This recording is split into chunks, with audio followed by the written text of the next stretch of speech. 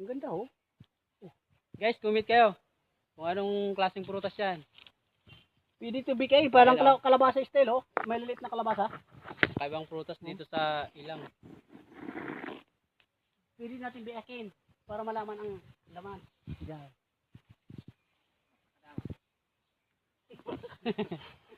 Kasi paimod Bruno. Tell niyo mo. Pwede natin ito. Malay mo, ano yan eh. Ito try natin ha.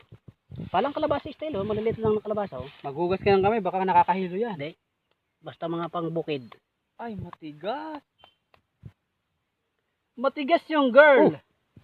May hika no buto. Busin lang ka. Oo, Inaano yun, nagkakaon siguro talaga yun. Kakaon ito ah. Ayaw. Mamot yun. Palang anong avocado eh. Sinatis. Oh, Sinatis. ma pa siya, malsom.